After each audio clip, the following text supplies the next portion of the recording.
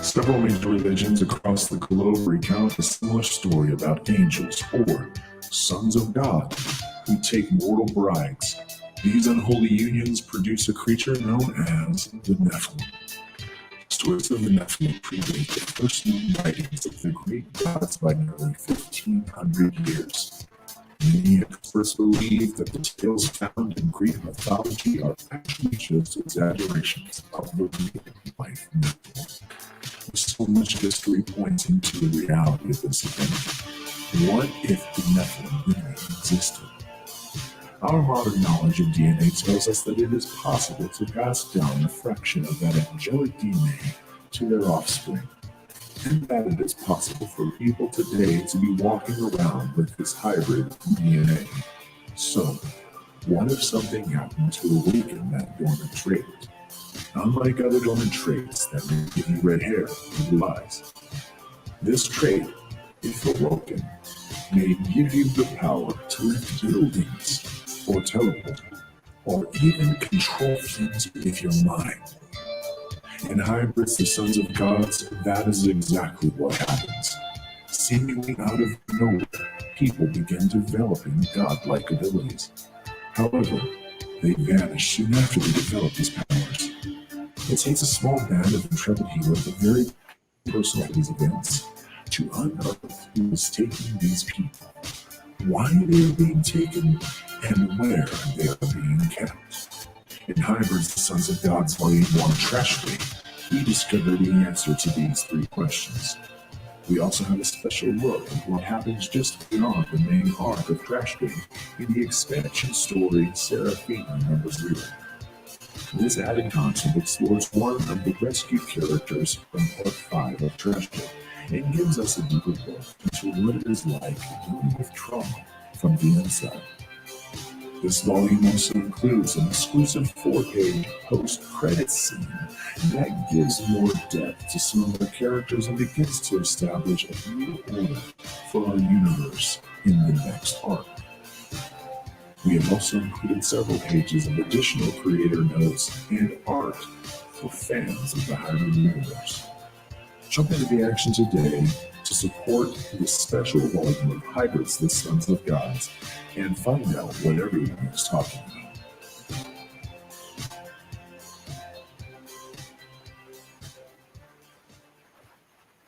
I'm going to stop sharing there. That's like the longest trailer I've ever seen. 5 minutes long. Yeah. Well, I do a bit of talking at the end, like kind of a thank you and stuff like that. So the trailer is actually the 2-minute bit at the beginning. So. Yeah. I didn't watch the whole thing. That's actually the first time I've ever looked into what this book is. And man, Nephilim, yes. I love that stuff. That's so great. See this stuff you learn. I should say hello. Welcome, Luke. You've got your Indiegogo link as your name there. I do, yeah. Don't worry. We have wrenches. They are already putting your link in the chat here. You can. I was actually just on another. I was just actually on another stream, and there was a lot of people there, so I needed to do that. So here, let's fix this. Yeah, I don't want to be calling, hey, Igneous Hybrids. While he's doing that, Blue, Joe, how you guys going? I'm all right. Doing good. Yeah, I borrowed Deers. He reduced the trail length. People have a short attention span. Yeah, I didn't. I just saw the start of the trailer. Like, oh, this is a good trailer. Definitely play this. I didn't actually see how long it would be, but glad you cut it off at 2 minutes. My trailer's too long too. I think it's like 1:40 or something. I think under like a minute is good. Yeah. There it is. Name is changed. Welcome, man. Great to have you back. Yeah, it's great to be back. It brought you on scheduled. Yeah, that's right. Well, this one is about you. The last one, we just saw you in the chat, and we thought, it kind of connects with your story. We're going to get back into a little bit of that in a minute here. But before we do that, let's say hello to some people in the chat here. We've got Rick Saylor, Lama Gigante, Frog G's here, Jack Stafford. Who else is in here? Skip Edwards is here. I chatted with Skip Edwards for hours yesterday. That was great. He's got a great channel. Everyone go check that out if you just want to just watch some CG dudes just hang out and talk shit and have fun. Nerd is the word. He's there. He's there as well. It says g'day, g'day. Who else? Look, Blue Saramai is here in the chat and on the panel. Mo Biggs. He says, how chat? And then he said, I see Michael didn't pull the switcheroo on me tonight, at least. Well, I do aim to please. Boogiebot Comics is in the house. He says, hey, howdy, hey. He always switches up the combination on me to trip me out. Who else is here? Well, always a fantastic crowd to see here. Albino, you said, what did chat? Number one nowhere's here. El Argo's here. He says CG. Past Master Dan has showed up. Fantastic. Look at all these people here. I hope I didn't miss anyone. Lord Finatra. You going? Antoine, great to see you here, buddy. He was over at the stream yesterday. And I think we're all caught up. Fantastic. All right. So, Lou, you just launched a campaign today. What is it today? I did, yeah. I launched it today, about 5 o'clock Eastern. So just it hasn't been up very long. Yeah, we've had this booked for at least, I don't know, maybe 4 or 5 days or something, and I didn't realize that we would be, on your launch day. So that's extra exciting. I'm very happy to hear that. Yeah, that is exciting. To be honest with you, I had this launch planned for months, so it had planned. Was always planned to go on Indiegogo. It was always planned to kind of be where it was at, and the only thing that wasn't planned was that I would be CG when I did it. Yeah, so. we're gonna talk about that. Talking about CG, El Argo brings up. Yes, you belong to us. That Cecil stream was weird. Did anyone catch that? No, I didn't catch it. No. Cecil had a stream yesterday, and yeah, it was a roller coaster of unusual stuff. Well, Cecil just kept dropping in videos in the middle of people talking. He played that Mike Oxmall thing about 7 times, and he played the whole thing through. It just, in the middle of people talking. Shane Davis was there. He got drunk. Oz and sketch therapy at it, man. It was a bizarre thing. But anyway, if anyone is interested in CG weirdness, yeah, check that stream out afterwards. The replay is up, and it's a sight to behold. I tell you what. But Luke, yeah, officially welcome to Comicsgate, my friend. Well, thank you very much. It's it's been a very warm welcome, and especially from this terrible Nazi hate group. Everyone has been so welcoming and inviting. So it's quite nice. We're the weirdest white supremacist, misogynist, what else, ist and phobists that ever exist, because we're, all friendly and welcoming to everyone and anyone, no matter what their traits may be. We really need to nail that bit down. We're getting that bit wrong continuously. Yeah. Seemingly. We're a terrible hate group. Past Master Dan points it out exactly right. We're a hat group. We ain't a hate group. If I was drinking, I'd put on my sombrero, but that only comes out on my drinking streams. Look, there we go. There we go. Joe is a consummate hat man. His array of hats is unparalleled. It's almost reaches his collection of books and comics there behind him. Past Master Dan says he's got his Santa hat on. He does. Look at that. Is that the Harry and the Hendersons? Is that what that is? Yeah. What a great movie. God, taking me back. Mm-hmm. Finatra, you got your fair share of promotion on that stream, my friend. Oh man, between Sketch and Cecil and Shane, that was quite a ride. Shane sounds like, when he's drunk, he sounds like the Sheriff of Nottingham in the old Disney animated thing. You got to hear it. Just think Sheriff of Nottingham when you hear him. That's you gotta a deep have life goals. That's a deep cut, Bancroft. Well done. Well, you know, he has a pretty high pitched voice as it is, and when he gets drunk, man, wow, what a character! We need to get him on a drunk stream drinking. He's been on the stream with us before, but it was pretty chill. When he gets drunk, what a character! Yep, for sure. Luke, Yes. since you're new to CG, why don't you let the good people here know a little bit about your background before all this took place? Yeah, so I've been in comics for a little while. I fell in love with comics when I was a kid, and so I started to always wanted to work in comics. But where I was at in a little town in Indiana, we didn't have a whole lot of comic fans, you know, but we had a pretty decent kind of music scene, and so I felt like my not a lot of people would look at my art, but a lot of people would listen to me play music or sing. So that kind of wound up as a teenager, started becoming more of my creative outlet, even though I still continued to draw comics. And throughout the time of leading up to 2014, 2015, I was still like doing a comic here or there. Wasn't very solid at it or anything, but I needed a lot of practice. You know, they say you got like 2,000 bad pages in you, and I'm still trying to work some of those out. So, Still getting through them. Yeah, We have 3 trade paperbacks to go before this gets good. Is that what you're saying? yeah, unfortunately. Crap. Sorry to everyone who backed the Lucent, because the first panel I ever did is on the first page that I ever did, and I didn't slow it.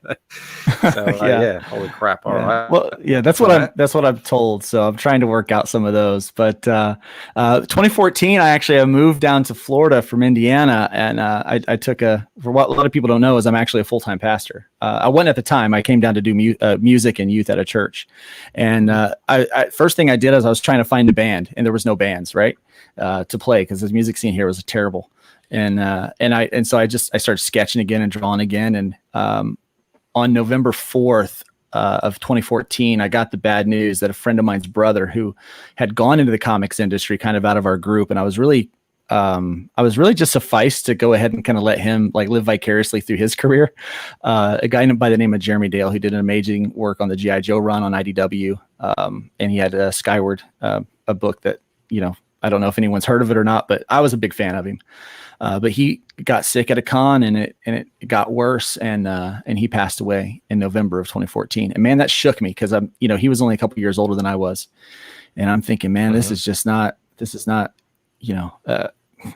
it got me thinking that I hadn't really done anything with my dream of comics. And so I buckled down and started drawing and started self-publishing in 2015, 2016, really started putting stuff out. And that's where this book came along. So it started kind of in that area. And I did that for a little bit, and we had some issues with church. So I had to kind of step away for a little bit, and then was able to really come back strong in 2018 with things. And so when people get this book, they're going to see an evolution of an artist, which is really kind of the cool thing. You get to see kind of where I came from. But so that's kind of where I came from. And I've been doing a lot of comics, independent comics through, kind of Facebook and stuff like that as mostly a middle ground person. Now, I've been watching CG for a while.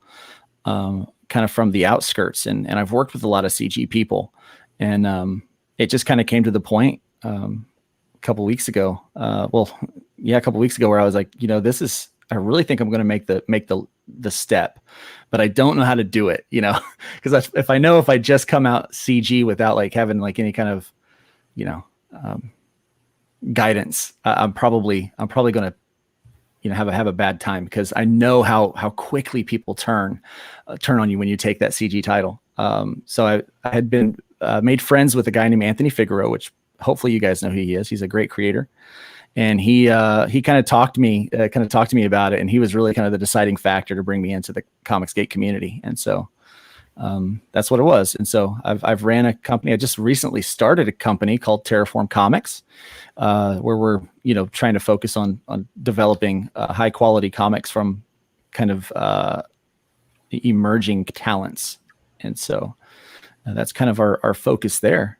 And I've been drawing comics. Can you guys sorry to interrupt, Luke. Can you guys hear me fine? Okay, cool. Just my internet is like getting choppy here, so that's why I've had to get my camera off. I just don't want to wreck the stream or anything. What We don't robot shame. What did you? Did I robot? No, well, you started to like 5 minutes ago, but we're not going to shame you over it. I refuse. Okay, good. Even robots are welcome in CG. Absolutely, yes. We are not robophobes. Nope. What sort of led you towards Comicsgate, pretty much? Yeah, well, that's a good question. A lot of people have asked that. I've always aligned with the kind of core ideals of what Comicsgate is, and it kind of got to the point to where, I see a lot of people that are Comicsgate adjacent, or like they believe in it, but they're kind of afraid to step out and claim Comicsgate because of the, let's be honest, because of the hate that's going to come at them.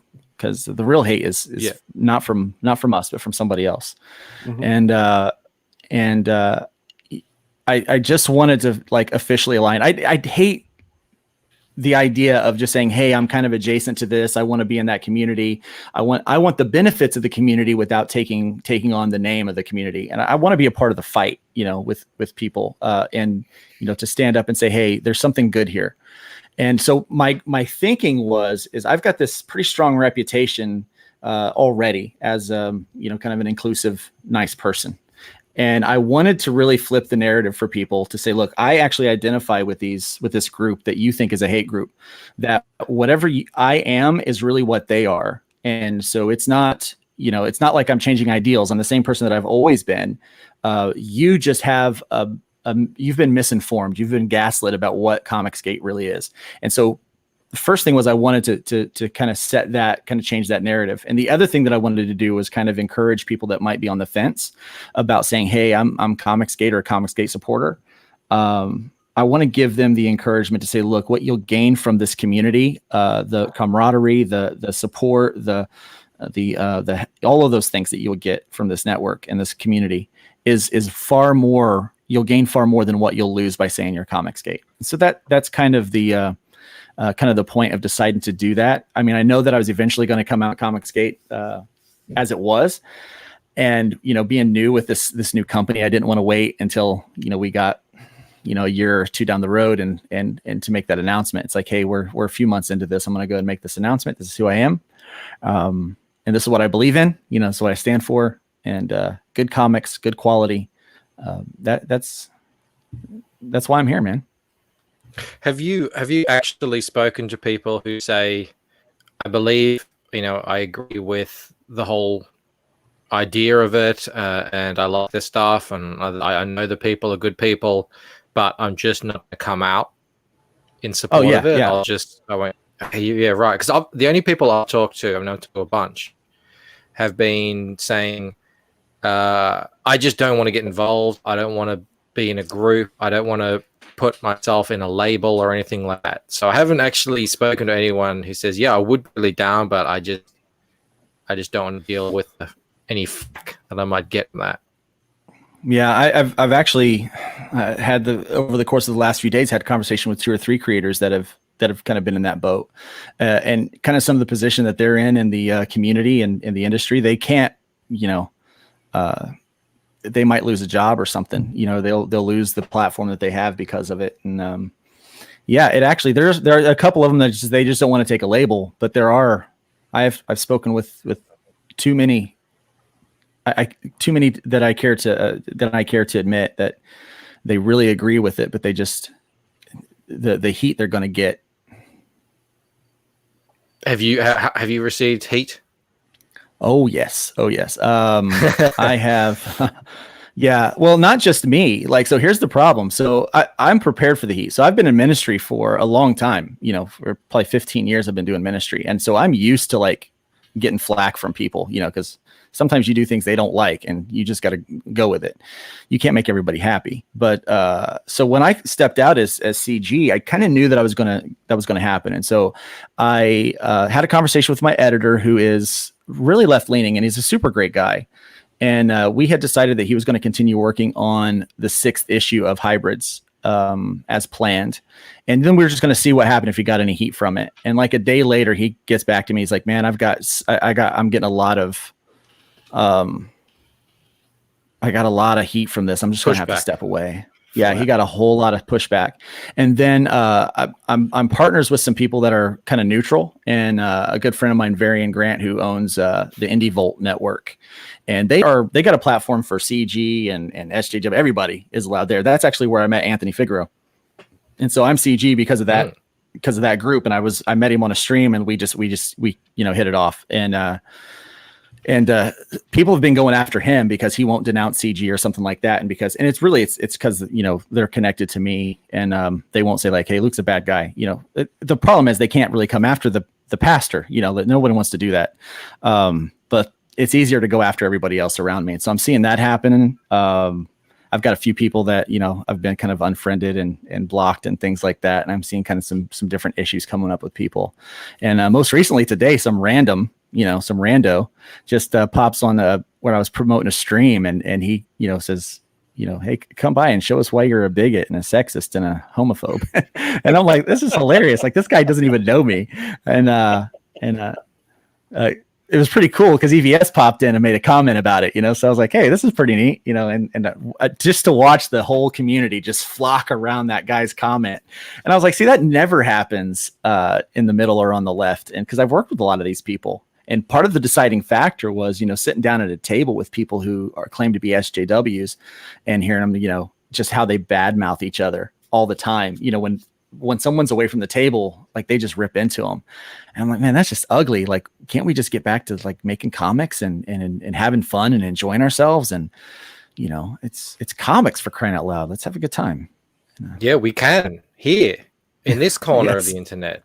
We've been doing it. It hasn't been perfect. There have been hiccups, some pretty big fractures, but the fractures I find I'm starting to see, they all come down to why people just like what they actually think Comicsgate is. So I think everyone who aligns with it or is not at least against it, some of them no longer want to call themselves Comicsgate, but they're all coming from that place of putting the readers front and center, putting them first, giving them something that they will actually want, and treating them well.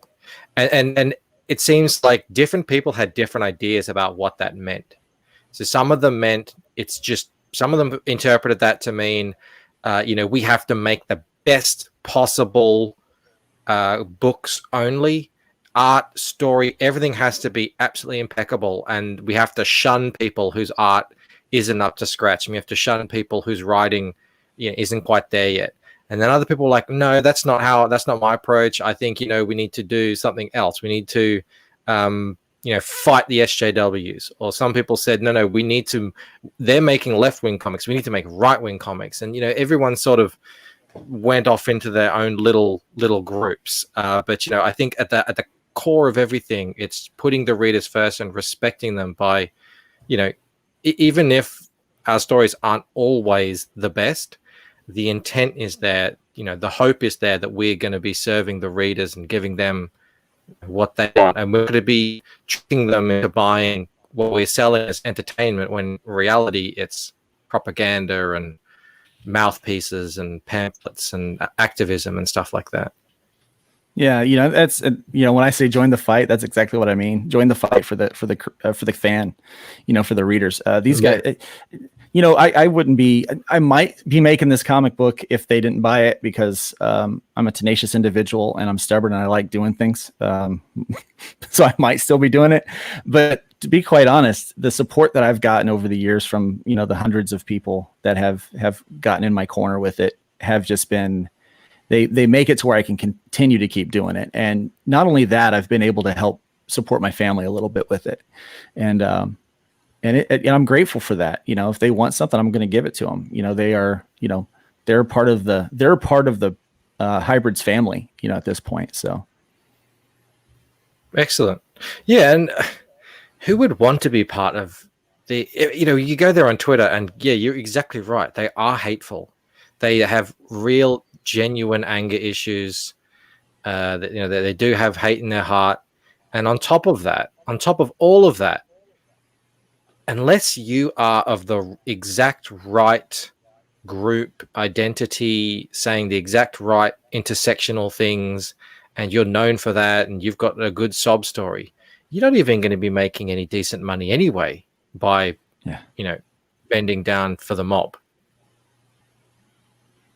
The people here, you've got new people coming up, and if they hit all the right notes and they run a great campaign and they get themselves out there and promote themselves well, the money that they can make here,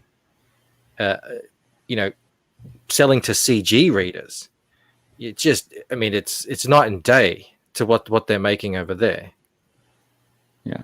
And to be honest, a lot of people, will try to make this move for a money thing. And, for me, it's not a money thing. I really even hesitated promoting my wares the first few days that I was a part of the community. But it was the community that said, "Hey, what are you making? Do you got something going?" I'm like, "Well, I kind of got something coming up, but I don't want it to be all about that. I want it to be about kind of what this movement is." I'm pretty successful with the Kickstarters and things like that. God's been good to me. The fans have been good to me. And so my last hybrids book, for me, it made $3,600, which I know is a drop in the hat to some CG folks, because seeing the money that flows over here. But it was good for me. This last book that I was just a part of, we had 278 backers, and we made about 5,700, and I'm okay with that, so hopefully my fans will keep following me over to Indiegogo because I like the platform better. I normally do both. I'll do an Indiegogo and a Kickstarter, and I'll alternate which one kind of is the main one. But I really like the Indiegogo with the secret perks and the add-ons and all that stuff, and how it takes money out right away. And there's just a whole list of reasons why the platform's better for me. And so hopefully my fans will follow me over. But either way, I'm CG, and hopefully the CG community will see the book and they'll like the book and they'll be interested in the story, and hopefully I'll get a chance to be able to get that book into their hands, because that's I want to show them that I'm the kind of creator that wants to fulfill, wants to get those books out. That I'm not just here for a cash grab. I'm really here for the ideals and to show the middle that doesn't really have a home, but aligns with Comicsgate, that this is the better way to go. Well, if people are a little suspicious of, there's a new guy, he's got a trade paperback, he's only done really small campaigns, blah blah blah. The Comicsgate values started as a consumer revolt, and looking for not garbage books and some semblance of respect for the customer with customer service. So I can vouch for. You've expressed customer service. You've answered my questions. You sent me the books on time.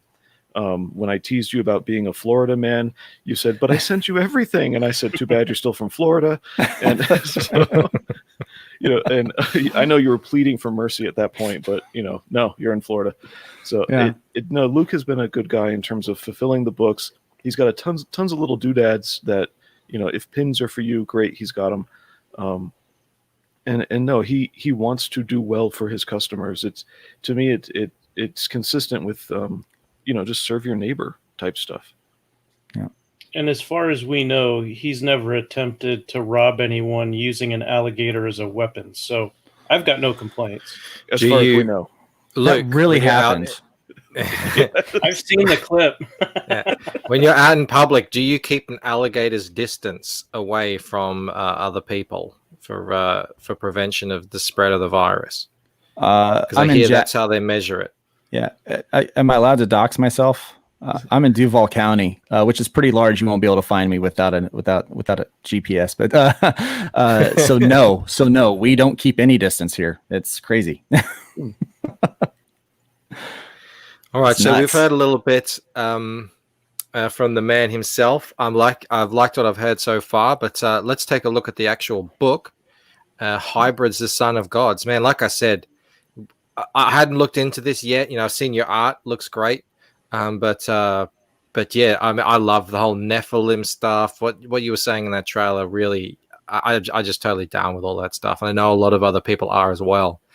Luke, I stumbled across Nephilim while debunking the Zeitgeist film because it was garbage. Yeah. And one thing led to another. And so I'm wondering, and so of course I discovered Michael Heiser because one of the people who debunked Zeitgeist, Chris White, who was happened to take some things from Michael Heiser. But how did you get into Nephilim stuff? So I had the kind of my mentor in ministry was this guy named Jeff Evans, and we would have these fun theological talks all the time. And it usually would happen, after a youth group service or something like that. And we would just get talking about some of these neat stuff. And we would start really getting into the kind of the little bits of verses that just didn't make sense to people. And that Genesis chapter 6 was one of them. And then that got me turned on to the book of Enoch. And then that got me turned on to like some of these other bits of lore about the Nephilim and things like that. And so we would come back and forth to see who could have like the new bit of information, kind of like the new little, like, hey, did you know about this? Did you see this? And one day I kind of said, wouldn't it be cool if these Nephilim had babies and like we're walking around, like people are walking around and could potentially be the ancestors of some of these Nephilim from Genesis chapter 6. And like, what if we, started to develop powers like we started, like the Greek gods and stuff like that.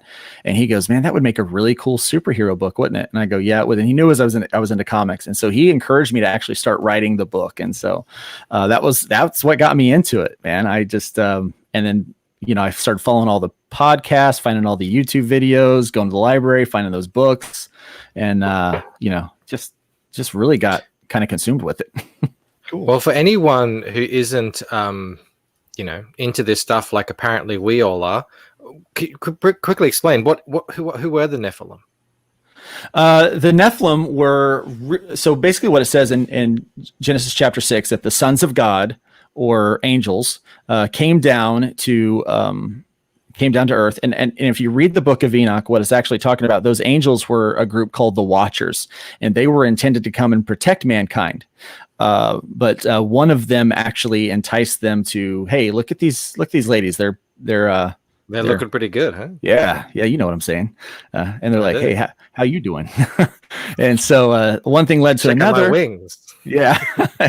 Yeah. One thing led to another. And now, they have kids, and well, they say, what they say, big feather, big, just yeah. Exactly. All of those things. Yeah. And so really that's what the Nephilim are. The Nephilim are it's this human angel hybrid, which is kind of where we get the title hybrids. And the sons of gods, we get that title because they're the inspiration for the Greek gods. And so, and there's a lot of stuff out there that you can read about them, and a lot of different, of course, I'm taking one approach to what the Nephilim might be, theologically speaking. I do have to preface that, the Nephilim or sons of gods could be, it could be interpreted different ways. I'm using the most interesting and sci-fi way that I can for the purpose of a comic. Yeah, for the purpose of a comic. Oh, man, they're so fun, especially because, when you find out, a lot of people don't know this, that, that when they look through the archaeological record as well, there were a lot of different kinds of humans, human people on this earth, going back throughout history. So, people you can look at it from that angle as well and go down that route. I just find all this stuff so fascinating. And even on the other understandings, I don't want to say interpretations because people throw that out like it's a preferential opinion. Pizza versus spaghetti. Which you prefer more? No, it's understandings of texts, even with different understandings of how do we take these these unclear, not vague, these unclear texts that don't have the whole topic fleshed out. You can still have fun with the topic. It's not that big of a deal, but inside baseball there's some people who make the mistake, one, of making Nephilim stuff the center of their theology as Christians, and it isn't. It's not the point of the Bible. And then another mistake is it's just a shiny distraction that they make a hill to die on, even if it's not the center of their theology. And it's like we're really doing neither of those, because I really leaned towards the angel incursion is what it's called theory very heavily, even though Heiser did give some caveats for an open hand to hold it in an open hand to keep it keep it there. And then I've heard counter arguments, some of which don't hold water, and a couple of which like might. But it's not. That's the thing, is it's not the key to anything. So the fact that there are some unclear, vague things doesn't prove anything. It's just this is a lot of fun to play with, even though Luke might take some heat from Christians over just playing with it. So it just, whoever notices him might come out like an SJW. Yeah, well, I'm used to that, so we'll deal with it when we cross that road. But most people are, they're really intrigued by it, and I noticed in some of the comments, like I'm actually tying in like ancient aliens, pyramids, all of that stuff, and Atlantis, and all of these things all start to weave in and play a part in the story arc that is hybrids. And so, what's really cool though is the first bit of this book is not really, it's about the powers, but not so much about the powers. It is basically people do start to develop powers out of nowhere, but they also start, someone's taken them, so it's got a bit of a human trafficking thing to it. And so we're trying to find out, what's happening to them and why they're being taken. And it gets pretty dark and pretty heavy. And so in some places. And so we deal with that. Now, is why they develop powers part of the mystery of what's going on in the book, or is that just something you just haven't mentioned, or is it just happens, there's no explanation? There is an explanation. There is a why to it. And so it's talked about a bit in issue 4 or 5. I can't remember, but towards the end of the book, you'll notice that we do talk about how it's happening, like why it's happening. And then, and it all kind of stems to this, and I don't want to give any spoilers away, but it really stems to like this really kind of evil, sinister plot. And then in the next arc, we deal with that plot a little bit more, and then it thickens because we learn like a whole other aspect of kind of the wickedness that is this corporation called the Hybrid Engineering Corporation. And which people I saw in issue 4 and 5, there were some things about it. It just seems like, I don't think this is the whole story, but I don't know if he's going to tell us the whole story. Yeah. So I'm kind of anxious for the next arc, Yeah, there's definitely more to the story, and it's like I don't like to do like full linear storytelling. I like to kind of bring in little pieces here or there, and I like to leave some mystery for people. Mm-hmm. And so when you say I think there's more, I don't think it's the whole story. I think there's more to it. It makes me happy when you say that. Yeah. Now just hang on, guys. Why are the powers popping out? Just on that one, I'm like, there's got to be more to this. Yeah. Yeah. When you guys are talking issues, this is a 128-page graphic novel, and you guys are talking about issues within this. Is that so? This is compiled. Yeah, this is all 5 issues of the Trash Day arc. So what I did first is I released floppies one at a time. The first one was to see if anyone would be interested in the story, and then the other 4 were to continue to progress that to where I want to go. So I actually have 15 total issues written, like arced out. I know where I'm going. And so, but they're happening in 5 issue steps. So like this is Trash Day. The next one's going to be Love Lost. And then the last 5 is it's called The Necromancer. So this compiles that. Yeah. Nice. Antoine Dennison, thank you for the $2, buddy. He says, Royal Salute, 52-year-old blended Scotch whiskey. Can anyone interpret that? No idea. A recommendation? It sounds like he's bragging. I think he's drinking that. And Are you really drinking? I didn't even know they had 52-year-old whiskey. It sounds to me Maybe like he's talking about himself. Maybe he's the 52-year-old blended Scotch whiskey, and we need to give him a royal salute. Is Dennison a Scotch name? A Scottish name? Son of Dennis.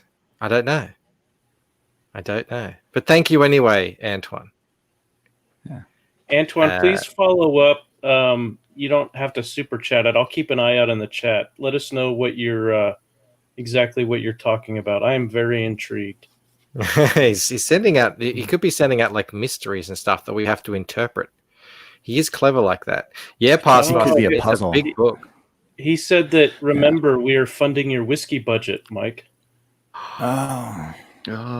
Okay. Yes. All right. So to recommend, yes, it's like this is going towards that. Yes. Luke, these guys, I was saying, I want to pay for the StreamYard's account with YouTube, and that seems to be happening. That's already done. But we also like to drink a bit of whiskey on a Friday night over here, and it gets expensive. So I'm gonna have to check this one out. All right, I will go and check that out for you, Antoine, and hopefully there'll be enough money in the old piggy bank for that. Yeah, we're trying to make this a thick book, though. We've added another side story. So I wrote a kind of a compendium. It's Serafina Zero about a character that got rescued in issue 5 of the story. Mm-hmm. And it really is kind of a kind of a commentary on mental health and what it's like for a person that's going through and dealing with those traumas.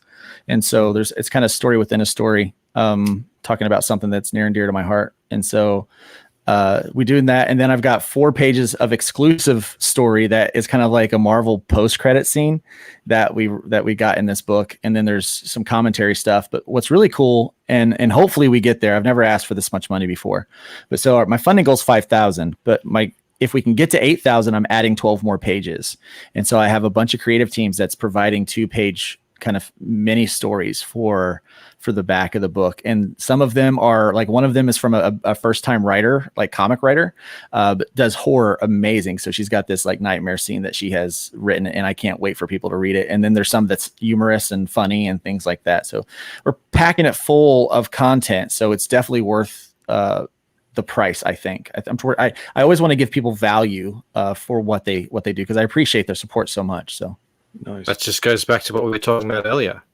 giving the readers value. You've got a list here of who will like this series. I'm just going to read it out. Superheroes, obscure history, Greek mythology, Nephilim, conspiracy theories, religious lore, movies like Taken. Mm-hmm. It's like you've just tapped into my heart here. This is all the stuff that I love. And so, that's amazing. What's in the super box? The super box gets everything. So you get all 3 covers. I got a Kanan White cover coming. He's not got the art to me yet. Hopefully this week. He gave me the layouts, and it looks amazing. Like his sketches are almost finished, it feels like. But so we've got a cover coming from him. It's exclusive only to Indiegogo, and we're only making a limited amount of those. And then we've got the holofoil cover and then the standard cover. And right now it's got everything there. Now every week I'm going to add a new perk. Okay. And all of those perks, like some of them will go in like a collector's edition, and some will go in the ultimate collectors. But every perk that I get, and every side perk and every add-on perk, will all go into the super box. And so you get everything. And so it's like $250, but by the end of it, you're going to get tons of stuff. So I know Blue Samurai has backed some of my stuff before, and I like to throw in extras. I really like to take care of the fans. So. He did. He threw in some, I forget what it was, but there was something extra in one of my fulfillments, and I was like, "Oh, what's this?" But yeah, he did. Yeah. So this one's going to be no different. We're gonna do that. But the super box gets absolutely everything. So you can say, "Hey, I just want one of those," so I don't have to worry about, "Oh, I need to do this add-on or that add-on." But you can still add on extra copies of the books if you want, or something like that. There will be a new poster set that's added in here in a couple of weeks, and then. We've got, I did the stretch goal. I've got to set a couple stretch goals ahead of us, but, and then backer goals. So if we hit a certain backer amount, we're going to add more stickers to the sticker pack. And so you don't have to, update those. If you got the sticker pack, it's automatically going to get those in there. And so I got some really cute chibi art, for some of the characters. So we'll have a whole set, all 4, like we'll have 4 characters that are chibi art. It's going to be really neat. So just before we continue on, also, where was it? Here it is. Crackhead, thank you so much, buddy. $2 towards the whiskey fund. That is amazing. I'm just going to show you guys what Antoine is saying that we get. So there it is, the Royal Salute, 52-year-old. I mean, we're on our way. Can you guys see the price there? Wow. It's a little out of my budget.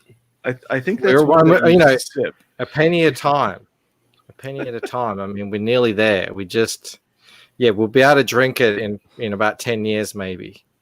by that time, we need to get everyone involved. Everyone in the chat, everyone gets a sip, I guess. But that would be nice, wouldn't it? By then, it'll be a 62-year-old Scotch. Exactly.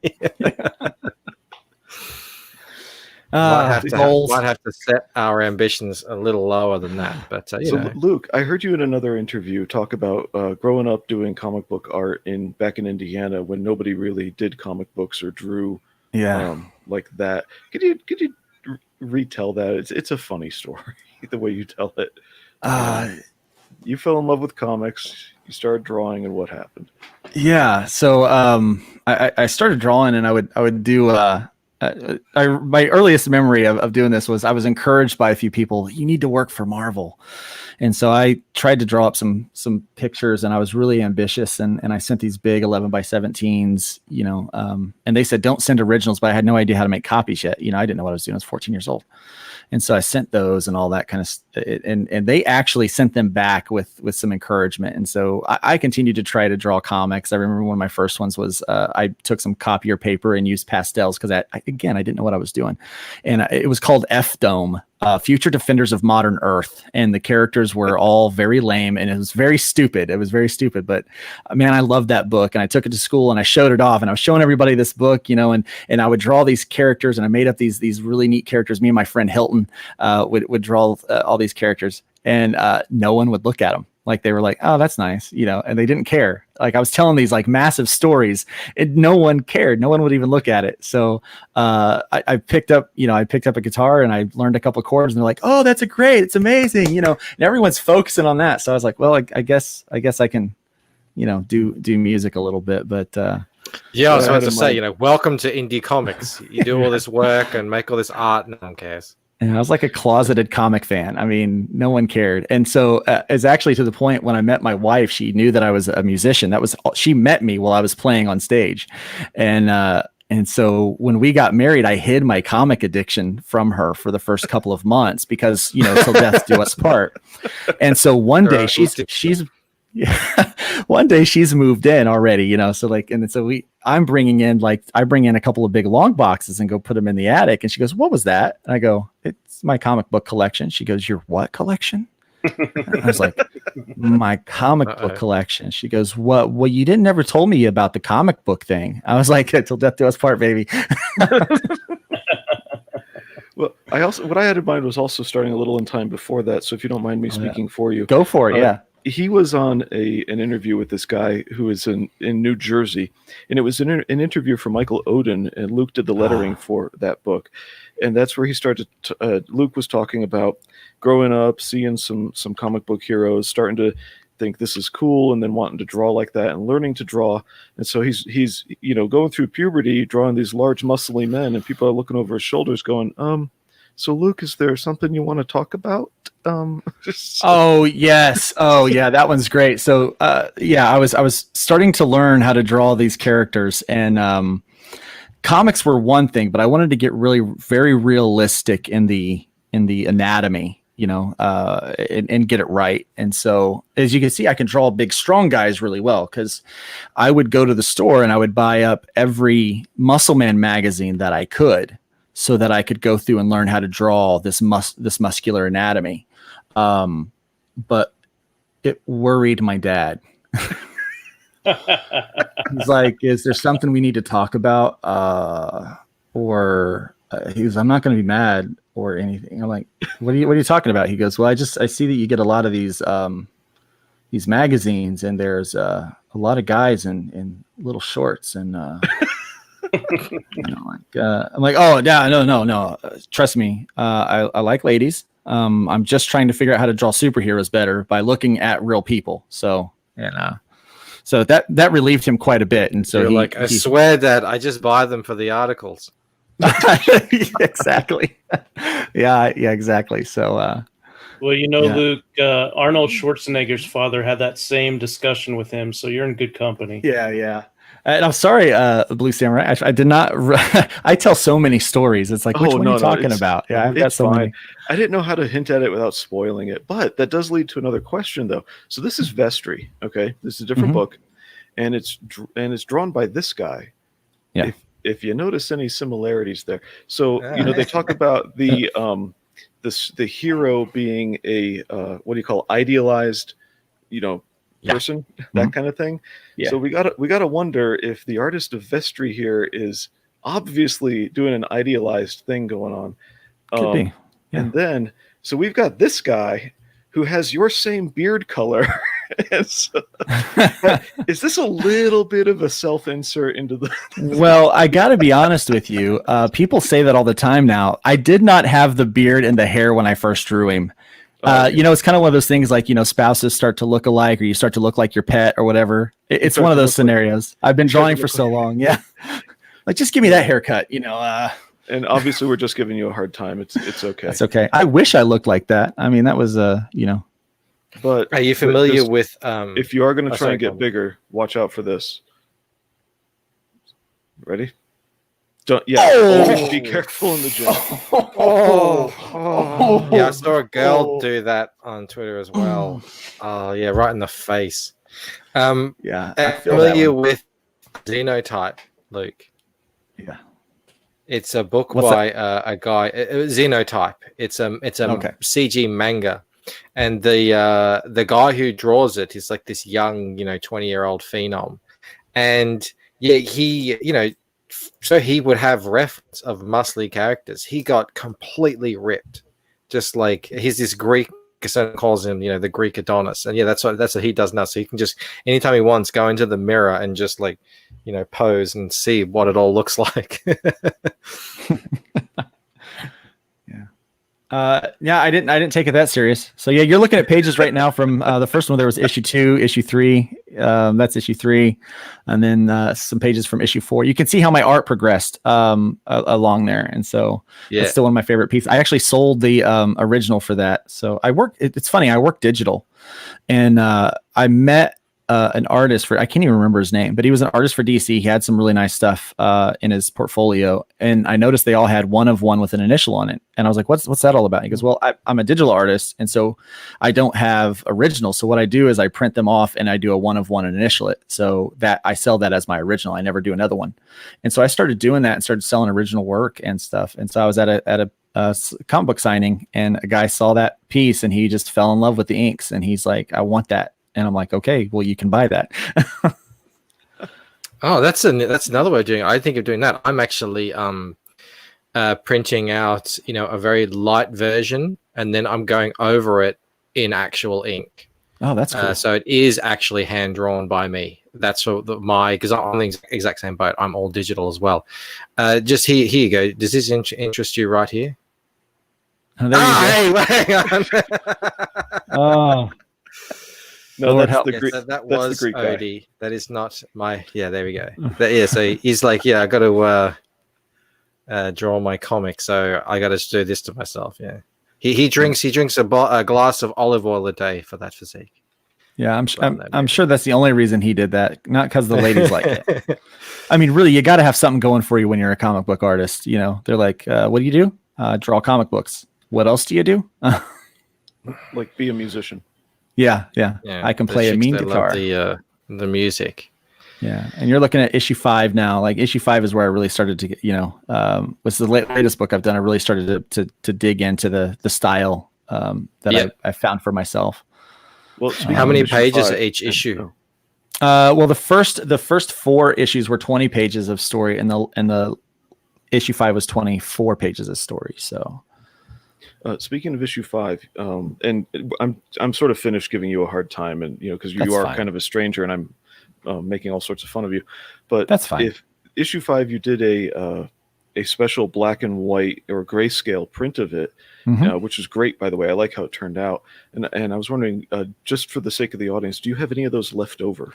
I do, actually, and basically the reason why I did that is I had someone that provided a cover. And I'm like, this cover is really cool and unique, but something special needs to be done with the books. So a guy named Ted Davies did a watercolor cover for me, and it looks really cool. And so, yes, I do have some of those left. I have probably about 15 of those.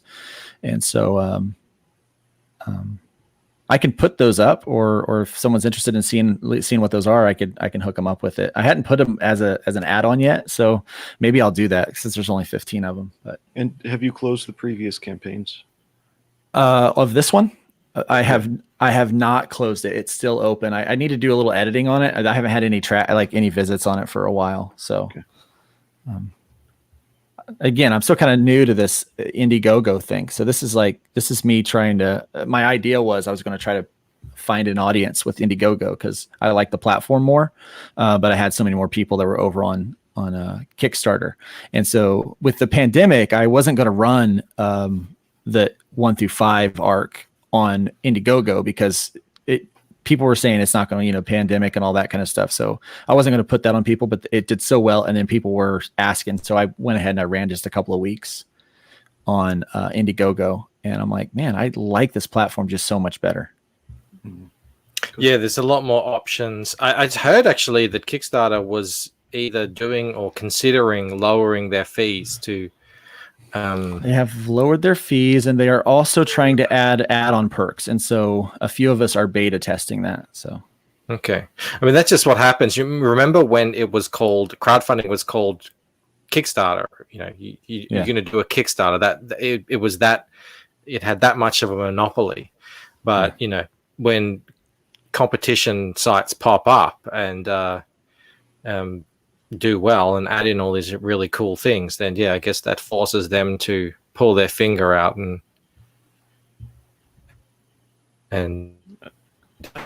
start trying to test the wins is where he's going with that. yes. Do you not say pull your finger out over there? No. Oh, okay. No, there you go. We don't say that's pull what your you get finger out. here, Luke. You get all sorts of Aussie slangs and idioms and. Mike, in America, when we say "pull my finger," that's just an incentive. Well, we do that too. I do want to ask, since you're talking about like this kind of international thing, I've got a friend from England, and we always all the time, we'll kind of go back and forth. One day he looked at me, I was kind of down. He goes, "Man, keep your pecker up." And I was like, "What?"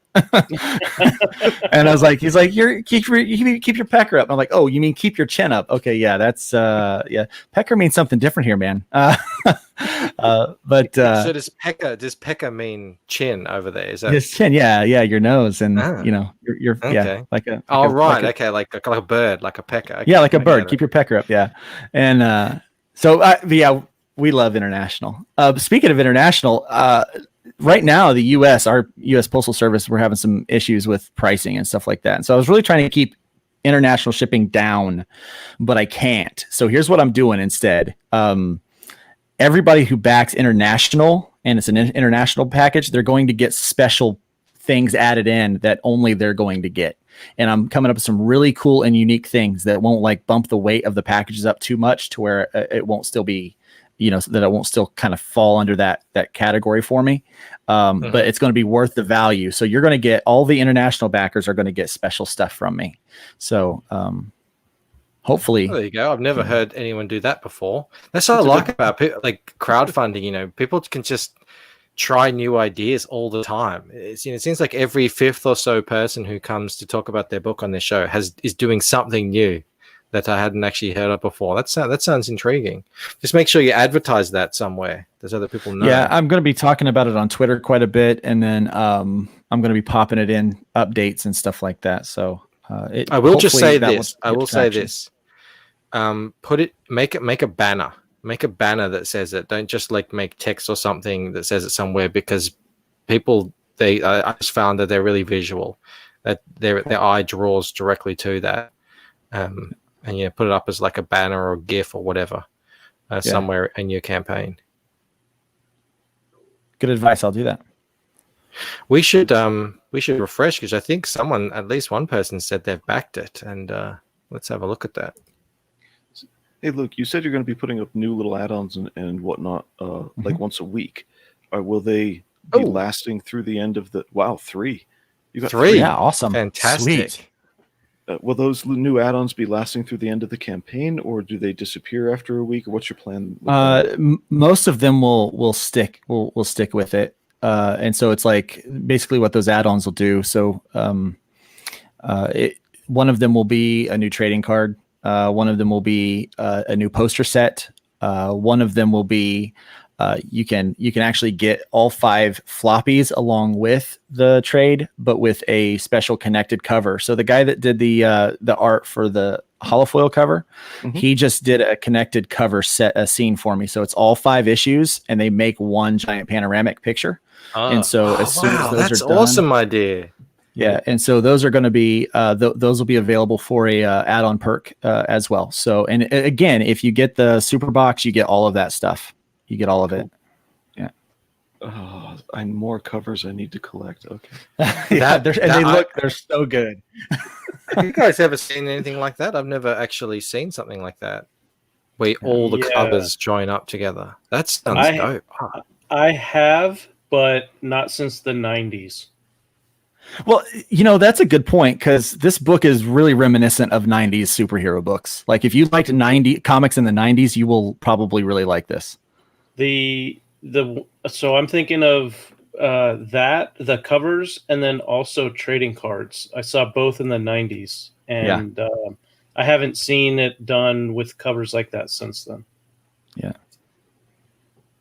Yeah, I've got the trading card pack. It's like there's 12 trading cards that you get in there. And then I'm going to add some new ones too for this campaign. So they'll be thrown into the trading card pack. So that makes it nice. So like if you're in one of the tiers where it's a collector's pack, you don't have to, if it already has that particular perk in it, you don't have to add those things. Like, it'll automatically go in there. But if you're in a tier that it doesn't, then you could always add that on, or you could jump up into a tier that it does. So if we see a new add-on for, say, the homage prints, and you just look at your pack, it already says homage prints on it, no worries. No worries, yes. Yeah. So yeah, especially if you go to the, I will tell you, the homage prints are going to go in the ultimate pack. So a lot of the stuff will go to the ultimate pack first. Some of the stuff will go to the regular collector's pack. And again, for the 25 people that want to be very generous to help really fund this thing, they will get everything in that super box. Cool. Luke. Yes. Our time is up. Yes. The hour is upon us. That went by quick. It did.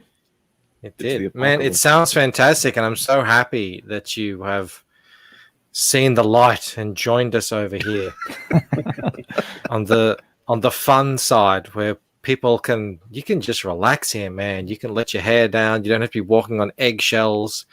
You can this is unbelievable. You can have different political and religious beliefs over here, and no one cares. So weird. It's like, what? I feel like I'm in a utopia. You can talk about Christianity. You can talk about atheism. You can talk about Islam, whatever you want. You can be a right wing, left wing, center, doesn't matter. We're just happy to have you here making this amazing looking book. Thank you man, so much. This sounds so like right up my alley, and man, it looks great, and yeah, just fantastic stuff all around. I mean, what else is there to say? The chat has been saying it themselves. Yeah, I'm seeing that. I'm really appreciating it. Well, I mean, yeah, you got 3 backers on the stream, which is fantastic, and best of luck for the rest of the campaign, man. Yeah, thank you. Yeah, we're running this for 30 days. If we have to extend it, we will, but hopefully we can hit our marks. Really hoping to get to that 8K, and the 10K would be great, because that role playing game is going to be fun to hand out to everybody. But cross our fingers and get out there, man. Just got to get out there. Yeah. The more people see the book, they'll. I'm sure they're going to love it. Joe, Blue, thanks so much for being here. My pleasure. Always good to have you guys, and of course, the fantastic chat, man. So many of you here tonight, and you've all been amazing. I've been reading every single one of your comments. It's great to see. Love you guys. Sexiest chat in Comicsgate, and all that good stuff. All right, guys. Nothing else to say. Check out Hybrid Son of Gods. Looks like a fantastic book to me, and we'll see you tomorrow. All right. Bye.